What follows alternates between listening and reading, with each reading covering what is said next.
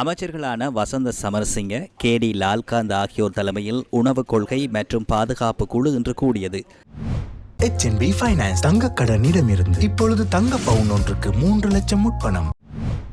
மத்திய கிழக்கு பிராந்தியத்தில் தற்போது ஏற்பட்டுள்ள போர் நிலைமையினால் இலங்கையில் அத்தியாவசிய பொருட்கள் விநியோகம் மற்றும் உணவு பாதுகாப்பில் ஏற்படும் தாக்கத்தை முகாமைத்துவம் செய்வதற்கான பல தீர்மானங்கள் முன்னெடுக்கப்பட்டன. இது தொடர்பில் அமைச்சர் வசந்த சமரசிங்க ஊடகங்களுக்கு தனது கருத்துக்களை தெரிவித்தார்.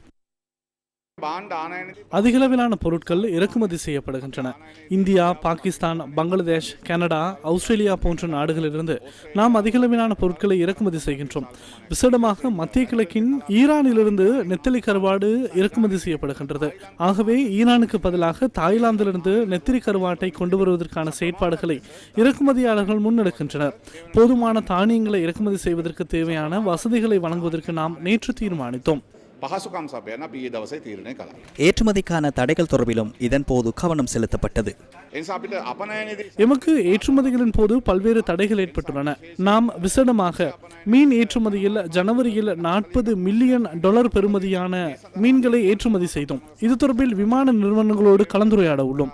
அது தொடர்பான கலந்துரையாடல்களில் ஈடுபட்டுள்ளோம். இது தொடர்பில் கடற்சூழல் அமைச்சோடும் இலங்கை விமான நிறுவனத்தின் சிவில் விமான போக்குவரத்து அதிகார சபையோடும் கலந்துரையாடி சில இணக்கப்பாடுகளை எட்ட உள்ளோம்.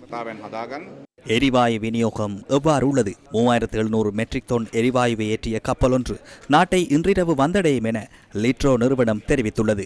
இந்த மாதத்தில் மாத்திரம் இதுவரையில் 8000 மெட்ரிக் டன் எரிவாயு கொள்வனவு செய்யப்பட்டுள்ளதாக லிட்ரோ நிறுவனத்தின் தலைவர் சன்ன குணவர்த்தன தெரிவித்துள்ளார். மேலும் 30,000 மெட்ரிக் டன் எரிவாயு மாலைதீவில் களஞ்சியப்படுத்தப்பட்டுள்ளதாகவும் அவர் குறிப்பிட்டுள்ளார். மத்திய கிழக்கில் நிலவும் பதற்ற நிலைமையினால் நாட்டில் எரிவாயு விநியோகத்தில் பாதிப்பு ஏற்படவில்லை என அவர் சுட்டிக்காட்டினார்.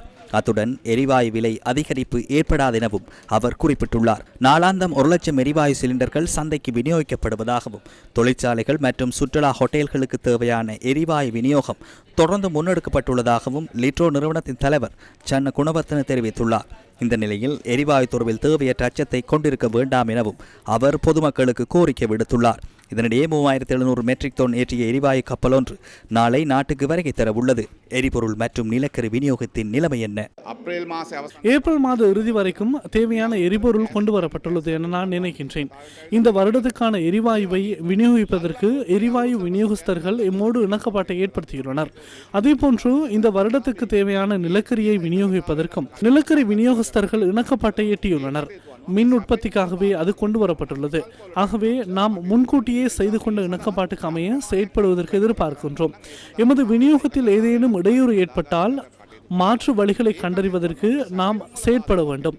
ஆகவே அதற்காக சில மேலதிக அனுமதிகளை வழங்குவதற்கான தேவையுள்ளதா என்பது தொடர்பிலும் கலந்துரையாடி வருகின்றோம்.